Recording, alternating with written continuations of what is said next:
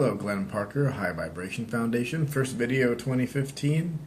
I made an observation today I just wanted to share. It would seem that everything that I've been watching, Bashar, Adronis, not necessarily the YahYel, but the Pleiadian collective, any and all types of information have lots of commonality, and that's neutrality. It's neutrality and detachment. So it's not complacency, but it's knowing what the circumstance is and why it's there, that it's there for that person's personal growth and yours, because if you're observing it, that's by agreement. You had an agreement with that other entity to be able to actually share that experience together.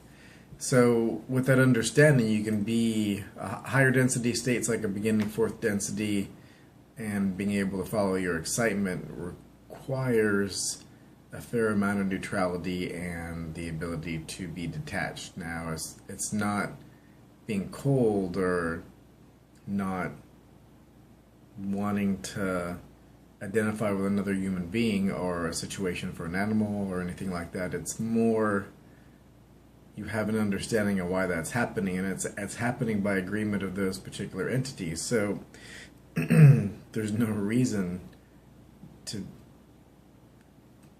have any issues with it, because that's what they wanted for their particular experience, and that doesn't have to be part of your experience. So it's basically law of attraction. If you're starting to put that type of if you're exposing yourself to certain types of information, or if you're coming across certain types of events and you're putting a large emotional response into them, there's going to be an echo in space and time to get more and more and more of those types of events back. So if there's more detachment, more neutrality, then you're more likely to get different types of events, the ones that you're particularly focusing your mind on more predominantly, instead of those other events that might not be resonant.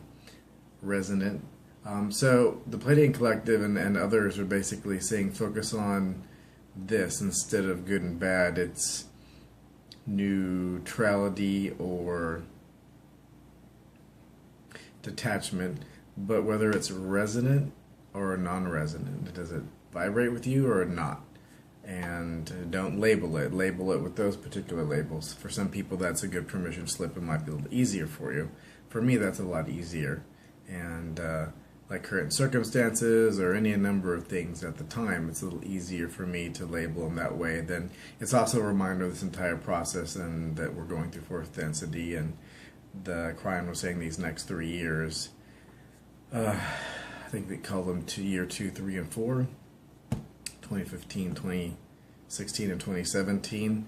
Many things happening, and those who can have neutrality and those who can decipher between or differentiate between things that are vibrationally in alignment with themselves and that are not, are resonant and non-resonant, will be able to use this new energy. It's very powerful, and it's been earned over eons and all your different lifetimes, and now you're starting to have access to all of those more and more. So I just wanted to share that. I thought that was interesting, and that seems to be coming up more and more and more for me. I think it's a very important point. I try to do Bashar's transformative shifting exercise on a daily basis, generally closer to bedtime, if at all possible, unless I know that part of the day is going to be busy, then I'll do it earlier in the day. And the fourth exercise, the force, well, you're doing the same image, but the fourth iteration of that is, going down the spiral and coming back, but it is detachment, and it's detaching from what doesn't serve you, and that's also another form of neutrality, in my personal opinion, in making those differentiations. And so between that and other exercises, I'm seeing that come up over and over and over again, and other people talk about that as well.